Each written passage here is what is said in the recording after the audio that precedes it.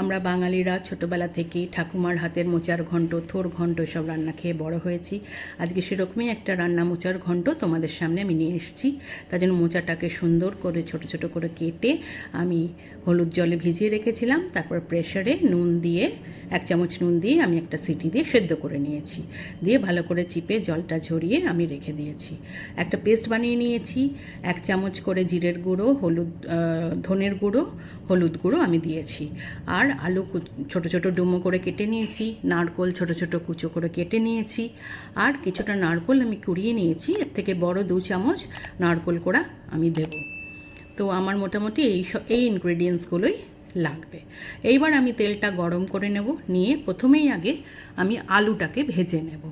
আলুগুলোকে আমি তেলের মধ্যে ছেড়ে দিয়ে মোটামুটি একটু হালকা ভাজা হলে আমি আলুগুলোকে তুলে নেব। আমার দেখো আলুগুলো কিছুটা ভাজা হয়ে গেছে। এবার আমি আলুগুলোকে তুলে নিলাম। ওই তেলের মধ্যে এবার আমি গরম মশলা দেব। আমি দুটো তেজপাতা, একটা শুকনো লঙ্কা ভেঙে দিয়েছি, জিরে দিয়েছি, 3টে এলাচ দিয়েছি, 2টো দারচিনি আর 2টো লবঙ্গ এই আমি দিয়েছি। সুন্দর গন্ধ বেরোলে ফোড়নের তারপরে আমি নারকোল কুচিটা দিয়ে দিলাম।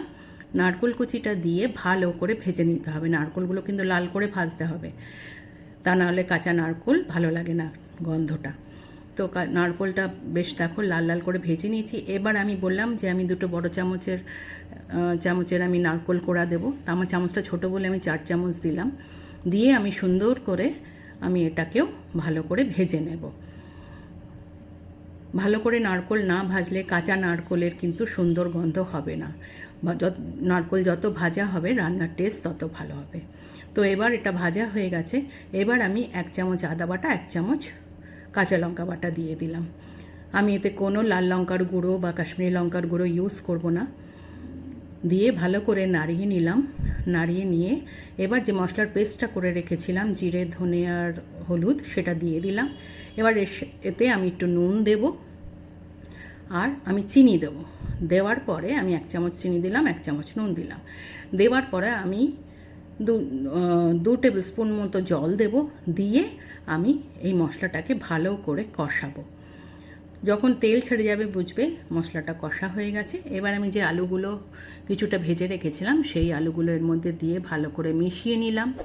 আলুটা মেশানো হয়ে গেলে এবার আমি যে মোচাটা সেদ্ধ করে রেখেছিলাম জল ঝরিয়ে সেইটা আমি দিয়ে দিলাম। দিয়ে ভালো করে আলু আর মোচা মশলার সঙ্গে মিলিয়ে নেব।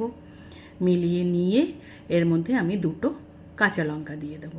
কাঁচা লঙ্কা দিয়ে আমি আবার ভালো করে নাড়িয়ে নেব। নাড়িয়ে নিয়ে আমি একটা ঢাকা চাপা দিয়ে দেব। দিয়ে একটু জল দিয়ে আমি 1/2 কাপ মতো জল দিয়ে দিলাম। দিয়ে আবার নাড়িয়ে নিলাম। নাড়িয়ে নিয়ে এইবার আমি একটা ঢাকা দিয়ে দেব। ঢাকা দিয়ে আমি গ্যাসটা একদম সিম করে দেব। দিয়ে আমি 10 মিনিট মতো রান্না করব, যাতে আমার মোচাটা আর আলু সুন্দর সেদ্ধ হয়ে যায় আর মোচাটা মজে যায়। 10 মিনিট পরে দেখো আমি খুলেছি, পুরো জলটা শুকিয়ে গেছে, আমার আলু সেদ্ধ হয়ে গেছে, আমার মোচার ঘন্ট কিন্তু একদম রেডি। এইবার আমি এতে আমি গরম মশলা আমি জলে গুলে রেখেছিলাম সেটা দিয়ে দিলাম। আর 1 চামচ আমি ঘি দেব। 1 চামচ ঘি দিয়ে ভালো করে আমি মিশিয়ে নিলেই কিন্তু আমার মোচার ঘন্ট একদম রেডি। আমি এই যে মিশিয়ে নিলাম।